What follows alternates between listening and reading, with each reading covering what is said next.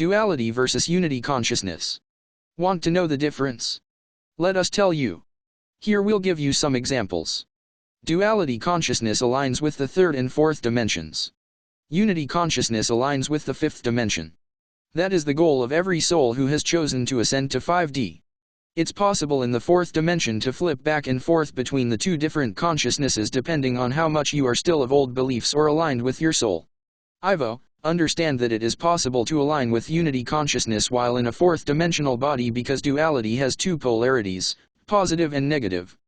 That's what many light workers who are waiting to go to 5D are doing right now. It is a question of allowing the soul to shine through in your daily lives. Your physical bodies, being the slowest form of energy in your light body, will be the last to transform. Example number 1. Your friend shows you their new car and wants your opinion of it. The duality consciousness person who is trapped in their negative ego, their shadow, will look at the car critically and then point out what they don't like about it. They may secretly be jealous that their friend now has a better car than they do. They may begin to question whether their friend has made the right choice. They may begin to look critically at the car and question whether it is mechanically sound or perhaps their friend should have purchased more features, etc. Anything but be happy for their friend. The positive ego may look at the car and shrug and say, "Yeah, I like it." Not empathizing at all with their friend, only coming from their own perspective, and since it's not their car, they're not too worried about it. Perhaps they will ask to go for a ride. Ivo, the unity consciousness person, will look at the car and be reminded that God provides, life is wonderful, and they are so happy for their friend because their friend is happy. They will share in their friend's joy. The unity consciousness person is empathic, using more means of communicating than just intellect alone. The difference here is that the duality consciousness is focused on what I think, coming from their own singular perspective.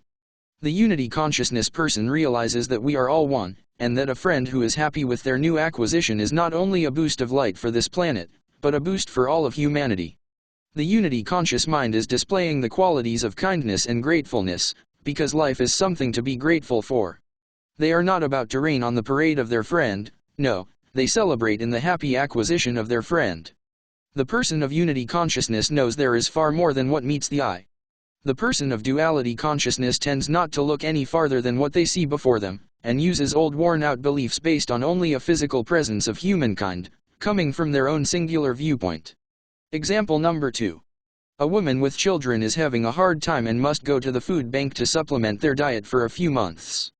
The dualistic negative ego would say something like, if she wasn't so stupid and would go get a job, and stop giving those kids so many toys, if she started to run her house better and would stop spending so much time with all her boyfriends, who only come over to eat her food and take her money, she wouldn't have these problems. Completely narcissistic, egotistical, arrogant, toxic, non-compassionate response. Who cares about other people? I'm doing okay and I'm a lot smarter than this woman is, obviously, so this gives me the right to diss her. Of course, I'm such a coward I'd never say this to her face. To her face, I'd fake being nice because I want her to like me. What I do behind her back doesn't matter. The dualistic positive ego might go and offer this woman advice. Or maybe this ego will try to rescue the woman. Ivo, the unity consciousness, would have compassion for the plight of this woman and would help her in any way possible. The unity consciousness person will know how to set boundaries and how not to be taken advantage of. The unity consciousness person would be kind and empathetic, but would not rescue. Rescuing is a part of the victim triangle, which relates to the third dimension. People have to learn their own lessons, and there are some people who need help only as a temporary stopgap until they get back on their feet again. Others are in a perpetual crisis, and these people need to learn how to fish, rather than be fed fishes by others. They need to be taught how to care for themselves. The unity consciousness person will be disciplined enough to know when to help and when not to. They love unconditionally, forgiving or never taking offense to what others say or do, but they do not live unconditionally. They have to have boundaries to create safety and peace for themselves, otherwise suffer soul fragmentation. Example number 3. A person asks a question on social media indicating they are lacking in knowledge on a particular subject. The duality consciousness negative ego is delighted at the opportunity to try to crush someone's self-esteem into the ground, and to make someone else look stupid. Because they feel this makes them look better than the other person. It doesn't. The duality consciousness positive ego might just pass the opportunity to help by and scroll to the next post. Ivo, the unity consciousness person recognizes that someone needs help and they are asking, and this is important, that they ask, so that makes them open to receiving assistance. They understand that helping another out is helping out the rest of humanity, and they attempt to do so. However, they understand their own boundaries and limits, and do not allow the person to become dependent on them. They answer the question and perhaps direct the person to other sources of information, and then that's it. They remain open to helping as much as they can. They give honest answers and are grateful for the opportunity to help. They are also patient with those they are teaching. Me, what I do is I expect others to do their part. If they're not going to work with me, and expect me to do it all, then it's no deal. I also understand where I cannot help and admit it. I saw a beautiful example of a woman with a huge heart running a race. It was a video I'd seen, and what happened was another runner had cramped up maybe in the stomach or something, right near the finish line. The woman with the heart slowed down and put her arm around the ailing runner, and walked the both of them over the finish line. It gave me goose flesh. How unimportant winning was to this woman when someone else was suffering. Would the other woman have done the same thing if the tables were turned? Maybe not, but that didn't matter to this obviously unity consciousness runner. Example number 4. A man goes out in the winter time without a coat on and comes down with the flu a couple days later. His wife, a negative dualistic thinker, blames him for being so stupid. He should have known better. Now she has to take time out of her busy day to nurse him back to health. He shouldn't have been so dumb. His other wife, LOL, a positive dualistic thinker, thinks, well, I do love him. He takes care of me and so I should do the same. Last week he brought in all the firewood that keeps our house so warm. He works hard and so he'll get sick once in a while. I'm there to support him. Ivo, this is a dutiful approach. Relationships are seen as physical, emotional, and mental exchanges. Often scorecards are kept in relationships like these, as she is saying here. He does things for her, so she should do things for him. She owes him. This is not an attitude of being of service to others, it is an attitude of doing for others as is done for you. The opposite of that is the vengeful, I for an I, mentality. The unity thinker believes, I am here to serve all. I am here to serve God. It is my pleasure to help where it is possible for me to be of service. Whether it be my ailing husband, or an animal in need, I am there to help wherever possible because I know to help others is to help all. Me, yup. Let's do some more. Ivo, very well. A doctor is helping a patient. This duality doctor's approach to the patient is that they are a physical body. They have an intestinal problem, for example. The doctor gives pain relievers and recommends a product to relieve gas. The negative duality doctor will cook up an excuse to do an expensive internal examination, knowing it is unnecessary, because they need to go on a Caribbean vacation this winter and they're a bit short of funds. This doctor is greedy, self-serving and exploitative and does not take the patient's needs into account as much as their own. A holistic, unity consciousness doctor will look at the patient and understand that this patient is not only a whole being with all organs functioning in harmony, that patient is also part of a larger wholeness of life in the galaxy, multiple universes, and a part of God, a part of the all. They understand this intestinal problem to be more complex, and that many different means of restoring the health of the patient can be utilized. They address mental issues, knowing that stress is often felt in the gut. How has the patient been stressed out lately?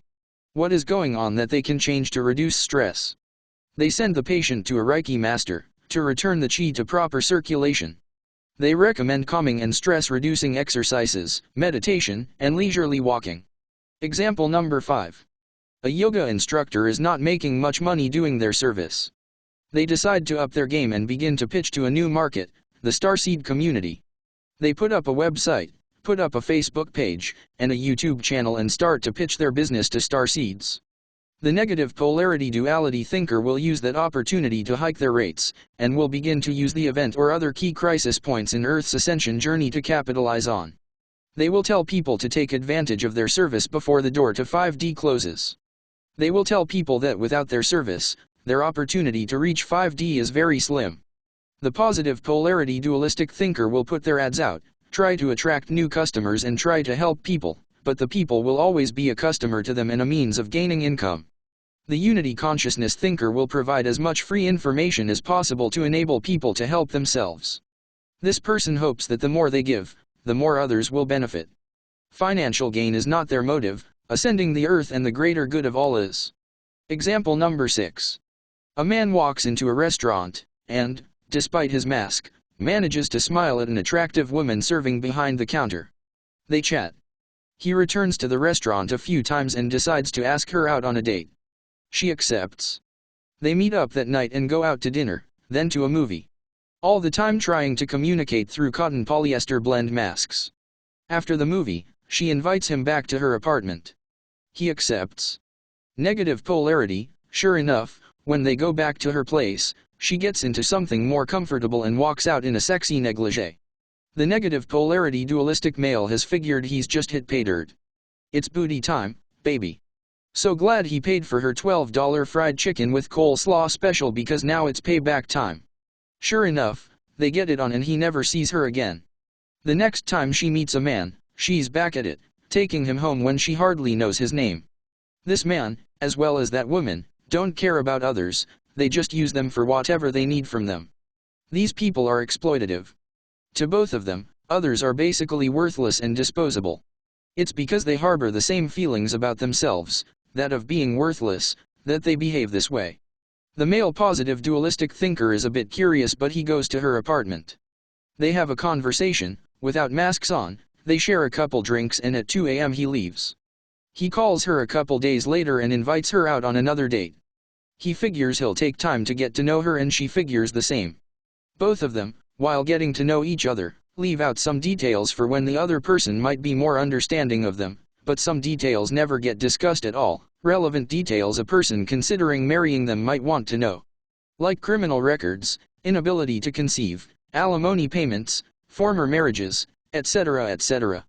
They both set up a conditional relationship with the other, based on their unawareness of key facts, maybe even game changers, that their partner needs to know. The unity thinker, well, that's easy. I'll just describe Ivo. Always grateful to be in contact with me, consistently loving, lets me learn what I need to, and does not intervene when it's important not to. Intervenes when he should. Unconditionally loving. I feel very secure in my relationship with him. He is fearless, does not see himself as limited. Sees the two of us as two individuals in a relationship, not two halves making one whole relationship. Ivo is not possessive or jealous, he is self-assured in his relationship with me, which makes him easy to love. He is extremely confident, easygoing, and has a dry sense of humor that comes up at interesting times. I'd like you to consider in all of these examples, which way society is prompting us to behave.